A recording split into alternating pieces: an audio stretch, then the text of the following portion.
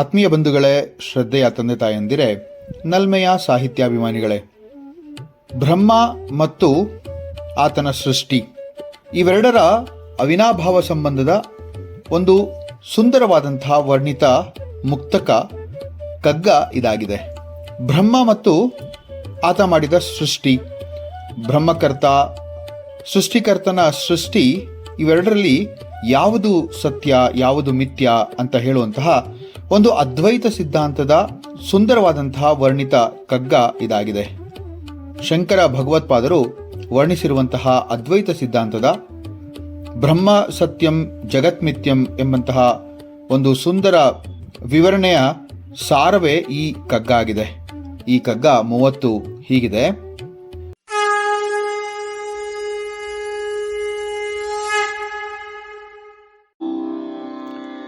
ಬ್ರಹ್ಮವೇ ಸತ್ಯ ಸೃಷ್ಟಿಯೇ ಮಿಥ್ಯೆಯೆನ್ನುವೊಡೆ, ಸಂಬಂಧವಿಲ್ಲವೇ ನಾ ವಿಷಯ ಯುಗಕ್ಕೆ.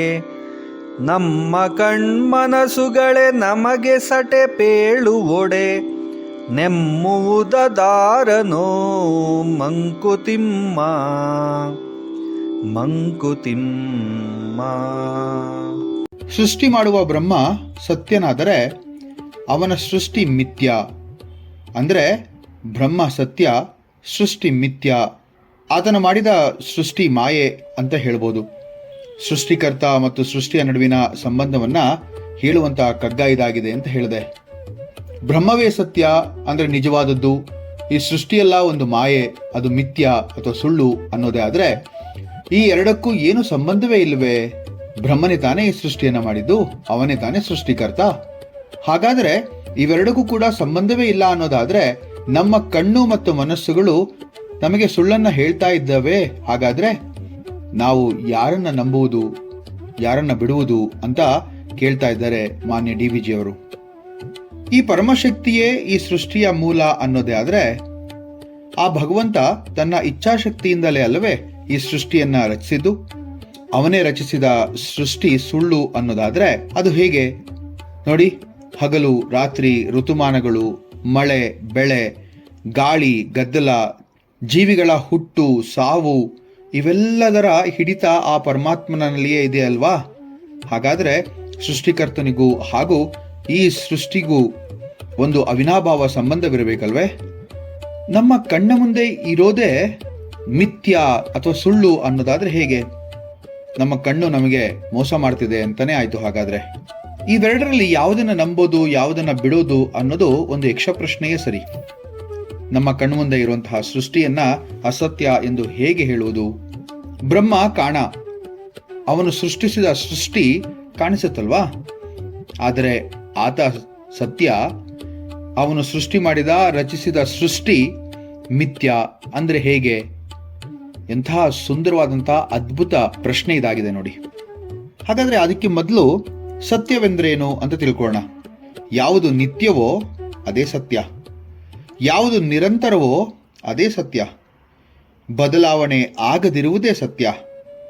ಆದರೆ ಸೃಷ್ಟಿಯನ್ನು ನೋಡಿ, ಇದರಲ್ಲಿ ಬದಲಾವಣೆಯೇ ಜಗತ್ತಿನ ನಿಯಮ, ಪರಿವರ್ತನೆಯೇ ಜಗತ್ತಿನ ನಿಯಮ ಅಂತ ಹೇಳ್ತಾರಲ್ವಾ? ಹಾಗೆ ರಾತ್ರಿ ಆದ ಮೇಲೆ ಹಗಲು, ಹುಟ್ಟಿನ ನಂತರ ಸಾವು, ಪ್ರತಿನಿತ್ಯದ ಬದಲಾವಣೆ, ಋತುಮಾನದ ಬದಲಾವಣೆ, ವಾತಾವರಣದಲ್ಲಿ ಬದಲಾವಣೆ, ಭೂಮಿ ಮೇಲೆ ಇರತಕ್ಕಂತಹ ಜೀವಿಗಳಲ್ಲಿ ಬದಲಾವಣೆ.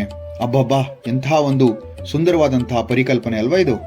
ಪರಿವರ್ತನೆ ಜಗತ್ತಿನ ನಿಯಮ ಅಂತ ಹೇಳಿದ್ಮೇಲೆ ಆ ಅರ್ಥದಲ್ಲಿ ನೋಡೋದಾದ್ರೆ ಇಲ್ಲಿ ಬ್ರಹ್ಮ ಸತ್ಯ, ಸೃಷ್ಟಿಯೇ ಮಿಥ್ಯ ಅಂತ ಅನ್ಬೋದು, ಅಥವಾ ಸೃಷ್ಟಿಯೇ ಭ್ರಮೆ ಅಂತ ಕೂಡ ಅನ್ಬೋದು. ಪರಮಾತ್ಮನೊಬ್ಬನೇ ಸ್ಥಿರ, ಬೇರೆಲ್ಲದಕ್ಕೂ ಕೂಡ ಒಂದು ಮಿತಿಕಾಲ ಇದೆ ಅಲ್ವೇ? ಹುಟ್ಟಿದ ಪ್ರತಿಯೊಬ್ಬ ಜೀವಿಯು ಕೂಡ ಅವನು ಸಾಯಲೇಬೇಕು, ಅವನಿಗೆ ಒಂದು ಕಾಲಮಾನದ ಮಿತಿ ಇರಲೇಬೇಕು. ನಿತ್ಯ ಸತ್ಯವಾದಾಗ ಬದಲಾವಣೆ ಅಂದ್ರೆ ಪರಿವರ್ತನೆ ಮಿಥ್ಯವೇ ಅನ್ನಬೇಕಲ್ವೇ? ಹಾಗಾದ್ರೆ ಈ ಎರಡರ ಸಮ ಪ್ರಮಾಣದ ಜೀವನವೇ ಸಾರ್ಥಕ ಬದುಕು ಅಂದ್ರೆ ತಪ್ಪಾಗಲ್ಲ. ಆಸಕ್ತಿಯ ಜೀವನವಿರುವಾಗ ಅಂತರಂಗದಲ್ಲಿ ವಿರಕ್ತಿ ಇರಬೇಕು.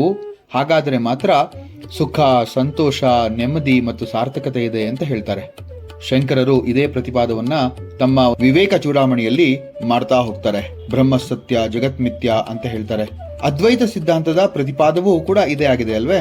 ಆಧುನಿಕ ಜಗತ್ತಿನಲ್ಲಿ ವಿಜ್ಞಾನಿಗಳು ಬ್ರಹ್ಮ ರಚಿಸಿದ ಆ ಬ್ರಹ್ಮಾಂಡವನ್ನ ಕ್ವಾಂಟಮ್ ಏರಿಯಾ ಅಥವಾ ಕ್ವಾಂಟಮ್ ಕ್ಷೇತ್ರ ಅಂತ ಹೇಳ್ತಾರೆ. ನೋಡಿ, ಈ ಜಗ ಅನ್ನುವಂತಹ ಒಂದು ಪದದ ಒಂದು ಸೃಷ್ಟಿ ಅಥವಾ ಒಂದು ನಿಷ್ಪತ್ತಿ ಹೇಗಾಗಿದೆ ಅಂತ. ಜಗ ಅಂದ್ರೆ ಜ ಮತ್ತೆ ಗ ಅನ್ನುವಂತಹ ಒಂದು 2 ಧಾತುವಿನಿಂದ ಆಗಿದೆ ಅಂತ ಹೇಳ್ತಾರೆ. ಜಾಯತಿ ಗಮನಃ ಇತಿ ಜಗ ಅಂತ ಹೇಳೋದು ಕೂಡ ಇದೆ. ಮಿಥ್ಯ, ಈ ಮಿಥ್ಯ ಎಷ್ಟು ಅಗಾಧವಾದಂತಹ ಅರ್ಥವನ್ನ ಹೊಂದಿದೆ ಅಂತಂದ್ರೆ, ಈ ಮಿಥ್ಯದ ಒಂದು ಪ್ರತಿಪಾದನೆಯಿಂದಲೇ ಆ ವ್ಯಕ್ತಿ ಅದ್ವೈತನೋ, ದ್ವೈತನೋ ಅಥವಾ ವಿಶಿಷ್ಟ ಅದ್ವೈತನೋ ಎನ್ನುವುದನ್ನ ಗುರುತಿಸಬಹುದು ಅಂತ ಹೇಳ್ತಾರೆ. ತುಂಬಾ ಸುಂದರವಾಗಿದೆ. ಇದು ನಾನೆಲ್ಲ ಓದಿದ ಜ್ಞಾಪಕ, ಅದನ್ನ ಹೇಳೋಣ ಅನಿಸ್ತಾ ಇದೆ, ಹೇಳ್ತೀನಿ. ಮಿಥ್ಯವನ್ನ ಸಂಯೋಜಿತ ಅಂದ್ರೆ ಯುನೈಟೆಡ್ ಮಾಡ್ಕೊಂಡ್ರೆ ಅವನು ಅದ್ವೈತ. ಅಂದ್ರೆ ಸರ್ವಂ ಖಲು ಇದಂ ಬ್ರಹ್ಮಂ ಅಂತ ಹೇಳೋದು ಒಂದು ಮಾತಿದೆ. ಈ ಅದ್ವೈತ ಶಂಕರ ಪ್ರತಿಪಾದನೆ, ಅಹಂ ಬ್ರಹ್ಮಾಸ್ಮಿ ಅಂತ ಹೇಳ್ತಾರಲ್ವಾ, ಬ್ರಹ್ಮನೇ ಸತ್ಯ ಜಗತ್ ಮಿಥ್ಯ ಅಂತ ಹೇಳೋದು.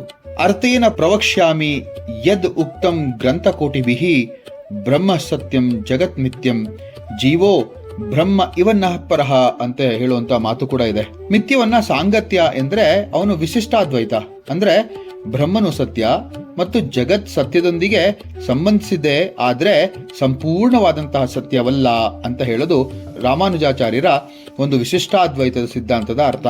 ಮಿಥ್ಯವನ್ನು ಜಗಳ ಅಥವಾ ಒಲವು ಅನ್ನೋದಾದ್ರೆ ಅವನು ದ್ವೈತನ್. ಬ್ರಹ್ಮನು ಸತ್ಯ, ಜಗತ್ತು ಜಗಳವಾಡ್ತಾ ಇರಬಹುದು ಅಥವಾ ಒಲವುಗೊಳ್ತಾ ಇರಬಹುದು. ಇಲ್ಲಿ ಜಗತ್ತನ್ನ ದೇವರು ಅಂತ ಕೂಡ ಹೇಳುವಂತಹ ಮಾತು ಇದೆ. ಅದು ಮಧ್ವಾಚಾರ್ಯರ ದ್ವೈತ ಸಿದ್ಧಾಂತದ ಪ್ರತಿಪಾದನೆ. ಇಲ್ಲಿ ಇಷ್ಟೆಲ್ಲ ಹೇಳಿದ ಮೇಲೆ ಕೂಡ ನಮ್ಮ ಮುಂದೆ ಉಂಟಾಗುವಂತಹ ಪ್ರಶ್ನೆ ಬಹಳ ಸುಂದರ. DVG ಅವರೇ ಹೇಳಿರೋ ಪ್ರಕಾರ ಕ್ಲಿಷ್ಟವಿ ಬ್ರಹ್ಮಕೃತಿ ಅಂತ ಹೇಳ್ತಾರಲ್ವಾ, ಅದು ಎಷ್ಟು ಸತ್ಯ ಅಂತ ಅನ್ಸ್ಬಿಡುತ್ತೆ.